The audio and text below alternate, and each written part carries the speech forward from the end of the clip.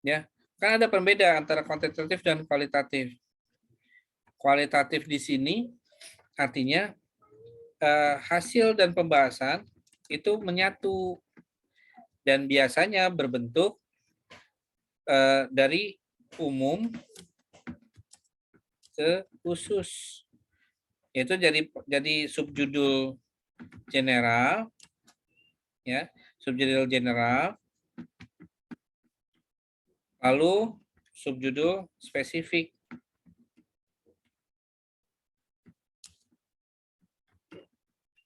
Yang tadi seperti ini nih, subjudul generalnya ini nilai budaya cerita rakyat. Contohnya ya. Lalu yang spesifiknya ini nomor 1, 2, 3, 4, 5 gitu, Versa. Nah, beda sama kuantitatif. Kuantitatif itu hasil dan pembahasan. Nanti ada dia bikin hasil. Hasilnya apa? Lalu pembahasannya apa? Nah, apa yang ditulis di hasil biasanya adalah deskriptif dari statistik. Lalu nilai efektivitas kah atau nilai eksperimen kah?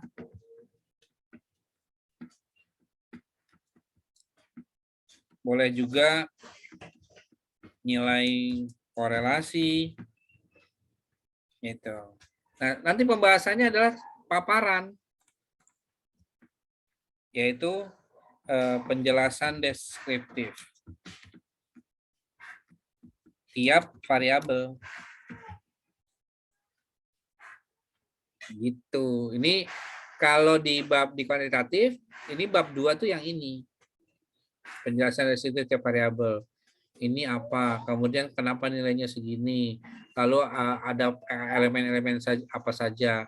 Nah, itulah bedanya kuantitatif. Kalau yang kualitatif, ini langsung satu kali jalan.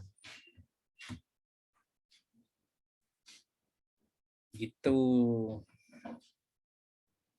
Papa udah ngirim belum, Pak? Versa sampai sini bisa dipahami, Versa? Iya, bisa, Pak. Makasih. Yuk. Ayo.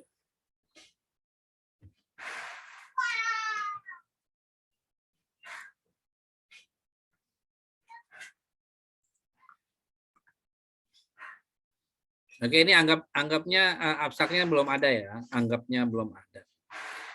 Jadi bagaimana cara membuat abstrak? Kalau dilihat dari judulnya, ini kan jelas kualitatif ya, sama berarti ngeblend. Seperti yang tadi saya bilang, mulainya dari, nah ini nanti strategi gurunya di belakang, mulainya dari pembelajaran, ya.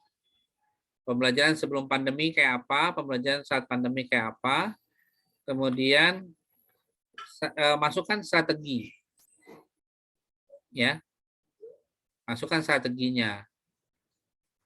Tapi kalau misalkan setahu saya dari pembelajaran itu pasti ada di bawahnya apa, yaitu kan apa pandemi dan new normal itu metodenya beda-beda ya.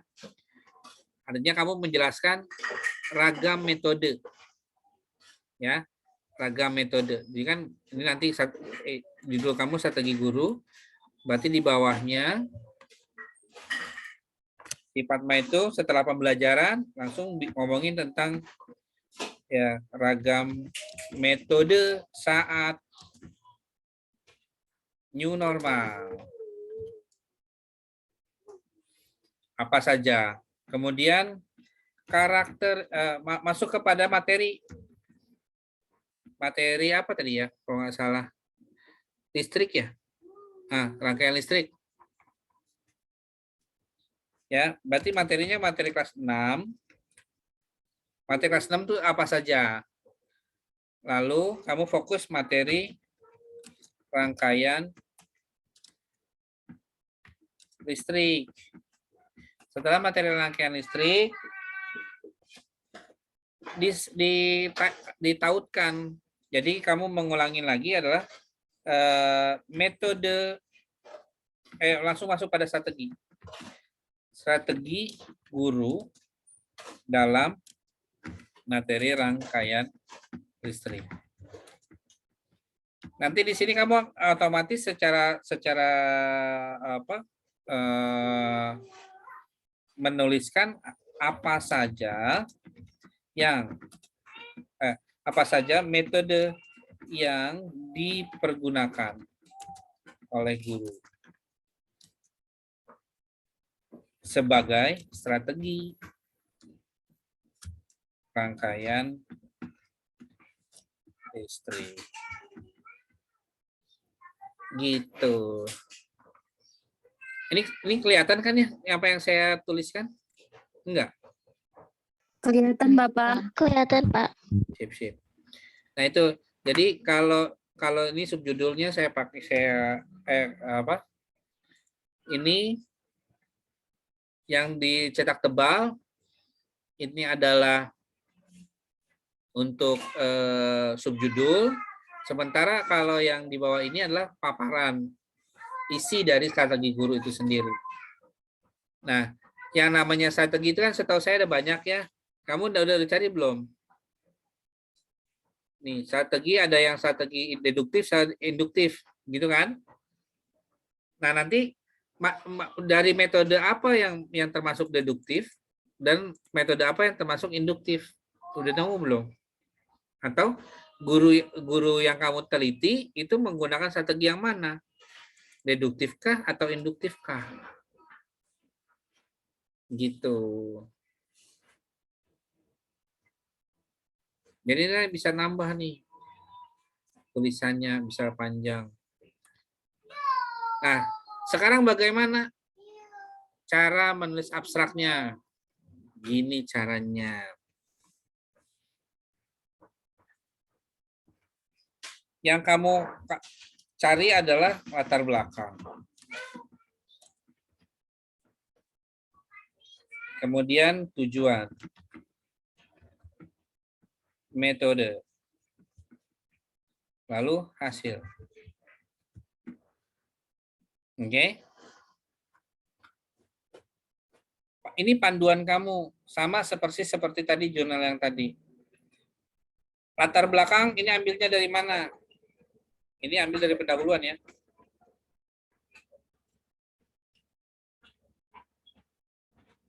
Tujuan masih di pendahuluan.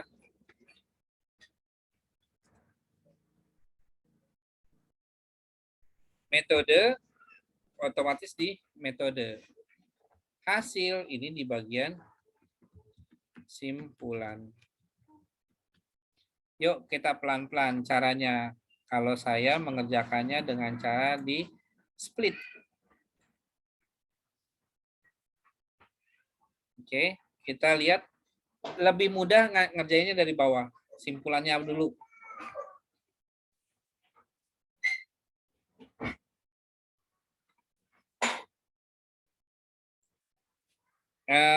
Dalam ini kesimpulannya ya. Ini kesimpulan.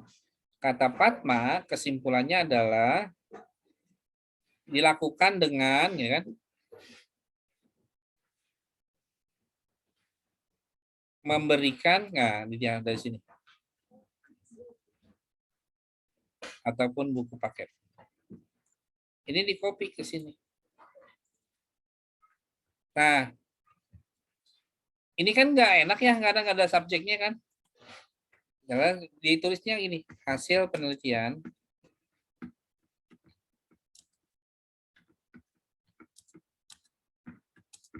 mengungkap salah satu strategi guru adalah dengan strategi guru lengkap ya dalam pembelajaran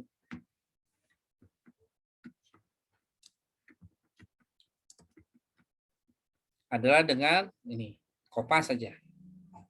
Oke. Metode. Nah, metode yang diambil itu mengandung 3 unsur. Ya. Kalau di sini yang pertama saya akan tandai. Pertama adalah pendekatannya kualitatif, tandai. Dengan teknik analisis deskriptif, tandai, yaitu studi kasus. Tandai. Oke.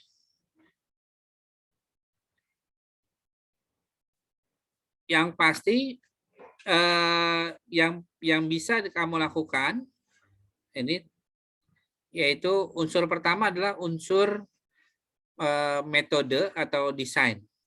Lalu yang penambah adalah memperkuat adalah dengan menyatakan subjek penelitian. Subjek penelitiannya adalah ini, guru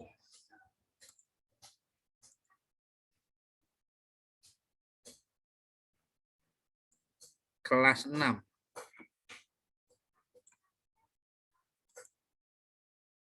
Itu subjek penelitiannya. Dengan cara ini, observasi, saya ganti warna.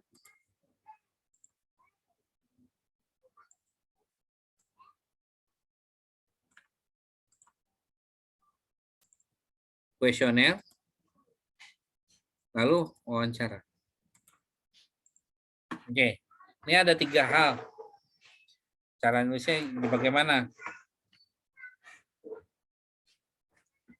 Penelitian ini dilaksanakan dengan metode studi. Boleh lengkap ya, dengan pendekatan kualitatif, metode studi kasus, dengan teknik analisis deskriptif. Titik. Lanjut. Data diambil atau data diperoleh dari observasi, wawancara, kuesioner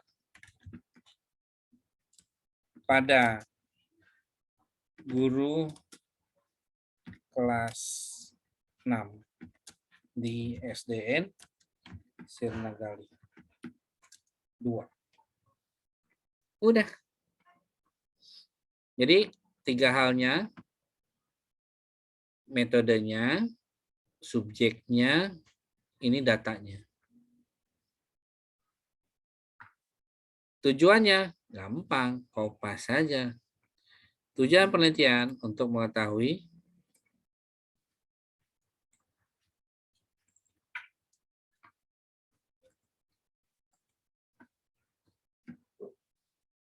nah, ini yang paling ngeselin. Latar belakang itu paling maksimum 2 kalimat. Ingat ya, maksimum 2 kalimat. Jadi kita akan menentukan, kenapa saya sengaja paling terakhir, karena menentukan kenapa penelitian ini menjadi wajib ditemukan, wajib dilakukan. Yaitu kamu akan melihat bahwasanya sebelum telah artikel biasanya. Telah artikel mana? Telah artikel kamu mana nih? Kamu nggak nulis telah artikel ya, Fatma? Enggak, itu studi literatur doang berarti ya, Pak? Yang telah artikelnya nggak masuk? Enggak. Ih, dimasukin. Oke. Ya, ini di sini nih masukinnya. Ingat ya, pakai kalimat deskriptif. Ya.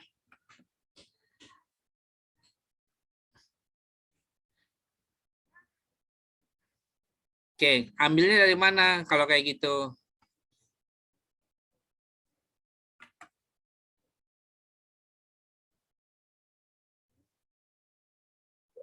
Waduh, ini jadi nggak ada kalimat ininya nih, latar belakangnya. Karena kamu belum belum menyelesaikan. Jadi gini, kenapa kamu harus menulis meneliti ini? Ini benar memahami. Memahami atau mengajarkan ya? Ini maksudnya guru yang memahami atau yang bagaimana sih, Fatma? Enggak, jadi apa sih? Enggak, Bukannya bukan saya guru. tandain ya, tidak boleh kata pakai me. Tapi kata Bapak kan udah itu judulnya. Ya kan jadi pemahaman atau Oh, pembelajaran. oke, Kan oke. bener nggak? Ini kan ke semuanya kalau nggak salah saya bilang. Jangan pakai Iya, kata me ya. Tapi Fatma nggak dibilang itu. Iya karena saya ngomongnya di kelas, nggak ini atuh. Oh iya, iya, maafin. Itu jadi misalnya dalam pemahaman berarti kan nilai kalau dari kognitif kan bukan pengetahuan ya, tapi langsung tahap 2 yaitu pemahaman. Nah, bagaimana guru dalam memberikan pemahaman kepada siswa kan gitu kan? Memberikan pemahaman kepada siswanya ini bagaimana gitu. Artinya apa? Oh, ternyata mungkin dari telah artikel ini kamu menemukan bahwasanya ada fenomena siswa itu, ya saya ngomongin peserta didik, mungkin mengalami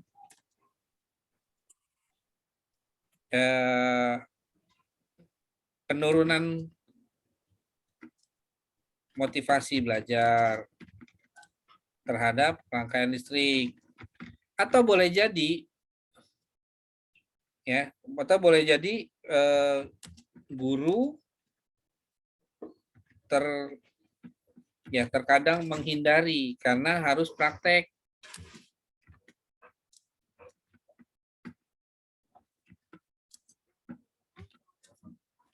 Menghindari praktik materi rangkaian. Kan lumayan itu modalnya, harus nyusun beli baterai lah, beli apa untuk belajar kayak gitu doang. Itu setahu saya. Nanti dilihat di sini. Jadi sebagai gambaran untuk abstrak adalah caranya gini. Temukan kalimat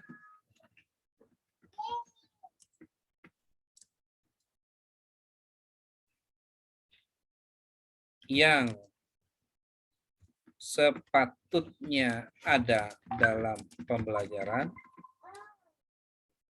dan kalimat yang menjadi fakta di sekolah atau di lokasi penelitian.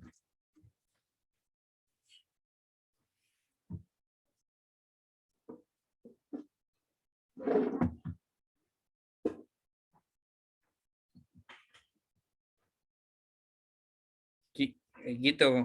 Nanti sama ya, Denis juga gitu ya cari ya, Pak Persa juga, kemudian si apa nih, Lisda ya. Jadi ada kalimatnya itu misalnya kalau tentang strategi guru, apa yang sepatutnya guru dalam pembelajaran. Lalu faktanya apa? Makanya tadi saya bilang mungkin seharusnya siswa tuh semangat gitu, tapi ternyata motivasinya menurun.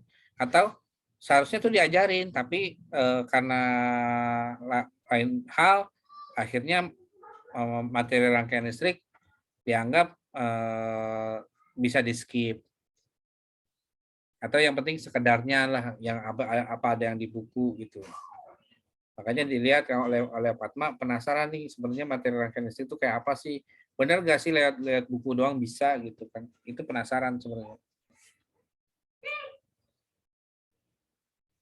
Kamu boleh berasumsi ya, berasumsi gini misalnya, dalam bayangan Fatma, kalau ngajarin anak tentang rangkaian listrik harusnya seperti apa? Sambil dipraktekin Pak. Pertama dikasih lihat video caranya, terus nanti gurunya juga praktekin di depan anak-anak. Di praktek kesetrum gitu. Enggak dong. Bikin Praktek pakai apa? Uji ketahanan fisik gitu. Silakan colokkan jari Anda ke kabel stop kontak gitu. enggak dong. Nah, itu asumsi kamu yang harus dipegang, Fatma. Harusnya seperti apa? Itu sebagai pendahuluan. Ya. Sampai di sini abstrak, oke, nih abstrak yang dipakai. Pak, kalau di jurnal yang punya Juanda bagaimana? Ini dihilangkan. Ya. Kalau misalkan ini, kalau di jurnal-jurnal FKIP di Juanda, di jurnal yang lain ini dihilangkan. Jadi nyambung ya. Misalkan kalimat ini, kemudian ini langsung titik. Persis yang tadi saya lihat di atasnya. Nah, kenapa nulis begini? Supaya mempermudah kamu dalam memberikan ketuntasan sebuah abstrak. Oke, terakhir keyword. Kata kunci. Saya dulu pakai apa ya? Jadi ada dua cara gitu. Kata kunci itu adalah apa-apa yang kamu mau bicarakan di sini. Saya dulu pakai apa ya? Kalau saya ngelihatnya gini. Seperti Denis yang tadi, dalam satu paragraf ini apa yang penting? Dicatat sebagai satu. Misalnya di sini, guru, kemudian komponen profesional gitu kan. Ya, kata kuncinya guru profesional.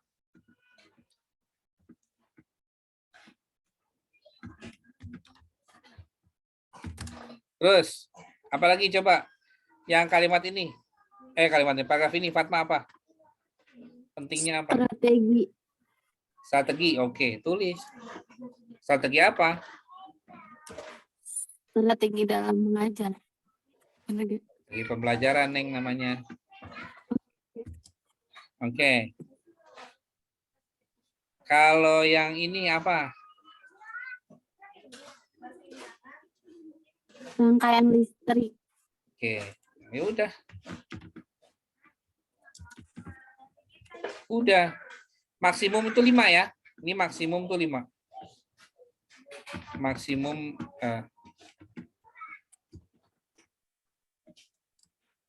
ada 5. Ini kan saya baru pakai 3.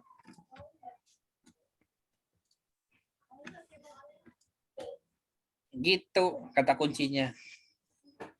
Oke, aman? Selesai. Saya menonton ini nih, yang nembok. Di sebelah lagi ngebangun. Kayaknya ngeliatin orang nembok itu enak. Cetek sih.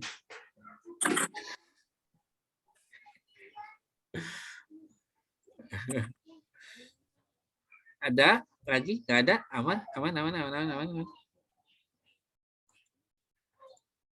Gile.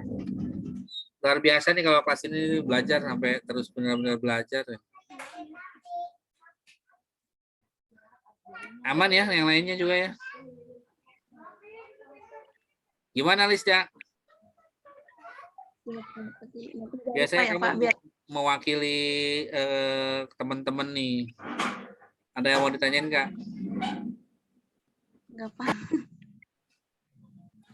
Ya dong tuh Pina, sampai ngantuk-ngantuk ya Pina. Pin, mandi Pin.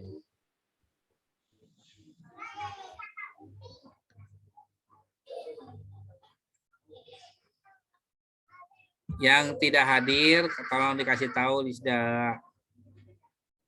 jadwalnya nanti saya share ke kamu. Ya, pokoknya tolonglah diinfokan. Bagi yang mau ini, feel free aja ya, nggak mesti nunggu yang lain. Kalau mau langsung, ayo silakan. Tapi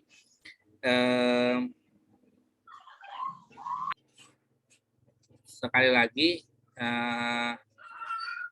kalau saya lebih mendorong untuk udah kita nge-zoom. Tuh, soalnya biar nanti saya langsung praktek-praktekan. Kayak Mendeley, saya pikir kamu udah lancar nih, tapi mudah-mudahan sih bener ya, kamu udah lancar. Tapi kalau baru kemarin gimana? Pak Teguh ngebahas Mendeley itu sama apa gitu satu lagi itu. Oh, tapi udah lancar kan? Belum? Nggak pasang, Pak. Laptopnya berat. Nggak kuat. Nggak kuat. Ya udah, yang penting ada aturannya. Nanti saya kasih ini deh. Panduan deh. Saya coba cari dulu. Biasanya ada panduan bagaimana cara menulis daftar pustaka. Versa panduan ininya pakainya yang itu yang langsung di Word di Microsoft. Apa sih di Word-nya langsung ada. Ada ya memang, tapi kan harus pakai yang APA. Kayak misalnya nih, saya bantu ya.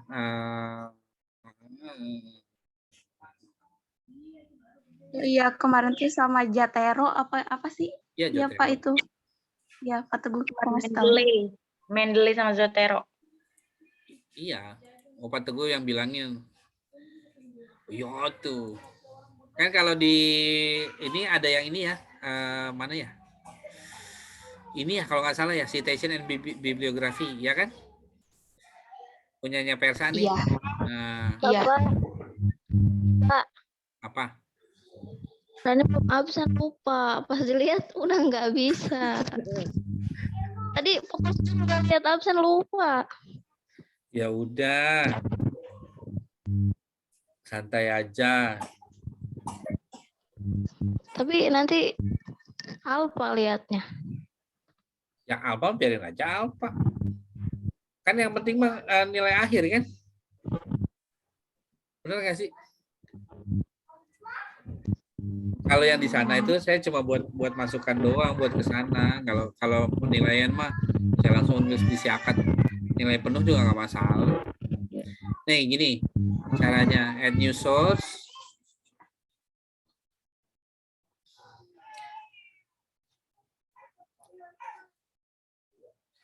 Oke, kamu kalau buku yang wajibnya ya jelas ini author. Ini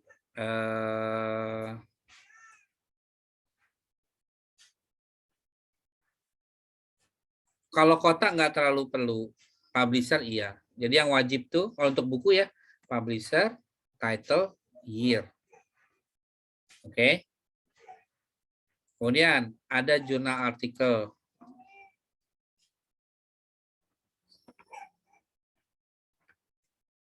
Ini ada, bentar.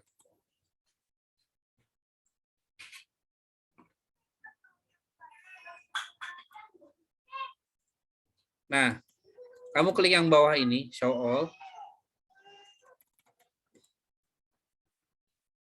Jurnal artikel itu, author, title, journal name, year, halaman, pages itu wajib ada, lalu volume sama issue. Ya, tambahannya volume sama issue. Oke. Nah, kalau artikelnya punya DOI, boleh tulis. Mulainya tulisnya dari yang 10. Tapi kalau punyanya URL, ya atau tinggal di atasnya aja. Misalnya,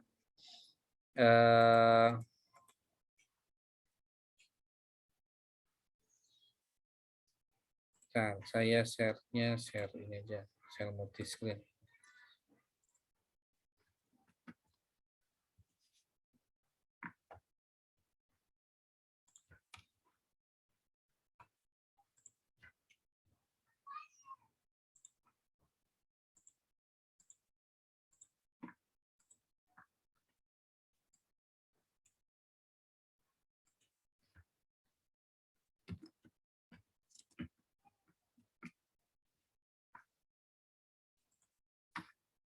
Oh, ini buku. Ini buku, kemudian jurnal original. Nah, ini dia. Ya, autornya jelas, namanya Yanto, Doni Triputra. Kalau ada corporate author, ini kan author tuh author pertama ya. Kalau ada corporate author, ini nama keduanya.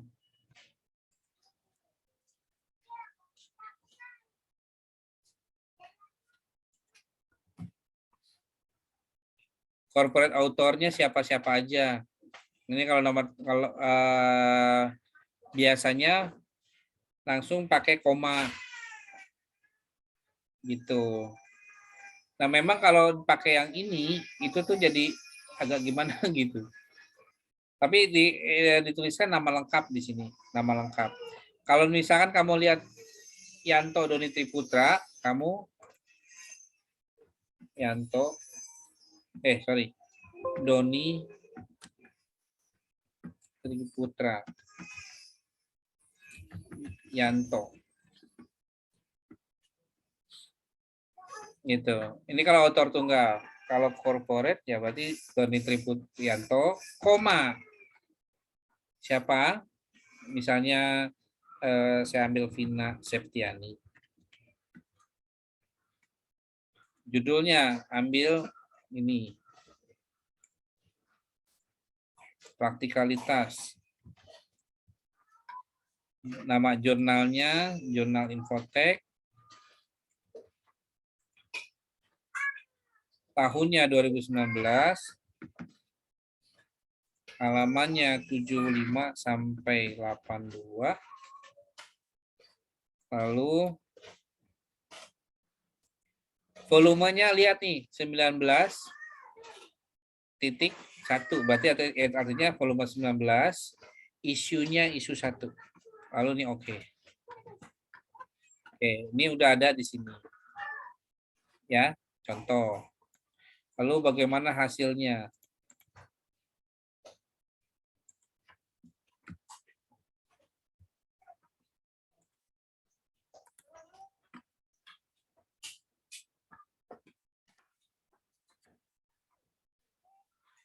Pilihnya yang ini otomatis. Nah, ini dia nih. Nah, kalau ini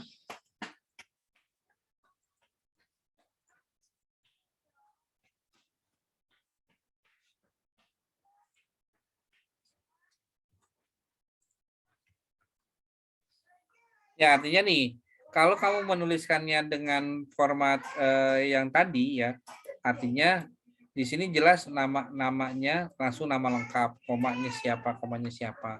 Nah, sementara kalau APA itu modelnya seperti ini, nama belakangnya. Nah, itulah sebenarnya yang sangat dikhawatirkan dengan ini ya, dengan menggunakan Word itu.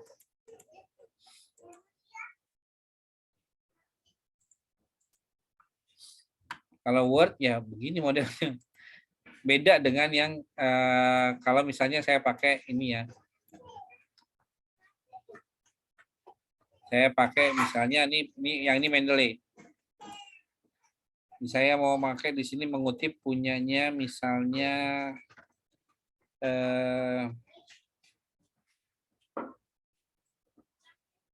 pembelajaran coba.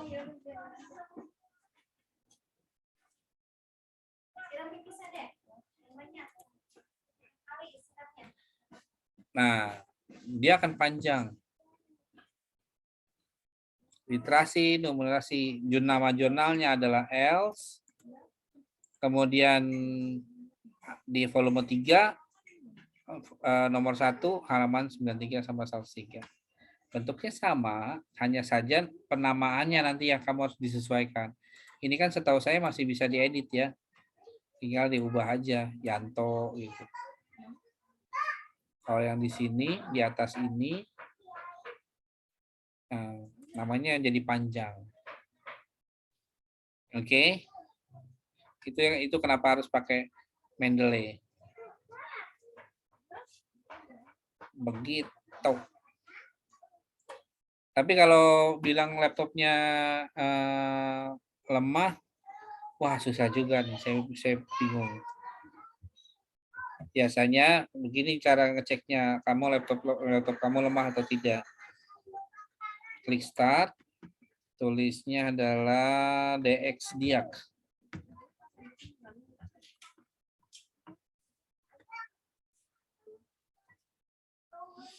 Nanti akan tampilan seberapa powerful laptop kamu. Kalau semua sekarang rata-rata menggunakan laptop dengan Windows 10, berarti di sini paling tidak 4.000. Ini udah standar minimum. Kalau punya saya 8.000, karena kebutuhannya buat desain. Memorinya harus 4.000 minimal. Itu seperti itu. Kalau kamu tulisannya 4.000 di sini, berarti Mendeley tidak ada masalah di laptop kamu. Gitu.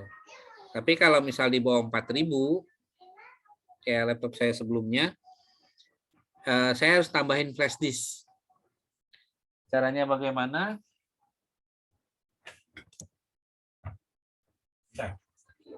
Caranya bagaimana? Yang pasti kamu harus punya flash disk. Kelihatan nggak ya? Harus punya flash disk, kamu masukkan saja. Flash disk itu kalau bisa punya space yang cukup banyak. Kemudian kalau saya kebetulan memang sengaja buat booster. Diklik kanan, masuk ke bagian properties, ada ready boost. Oh. Nah, kalau saya nggak bisa dipakai, kenapa? This computer is fast enough. Ya udah, jadi saya nggak perlu. Tapi kalau misalkan ini ada, ini bisa dipakai sebagian untuk di booster gitu. Jadi misalnya bikin RAM tambahan.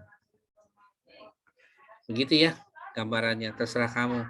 Memang sekarang tuh harus ada flash disk. Kebetulan flash disk saya isinya adalah untuk keperluan penelitian. Begitu. Lihat aja nih DX Diak. Ininya berapa, memorinya berapa.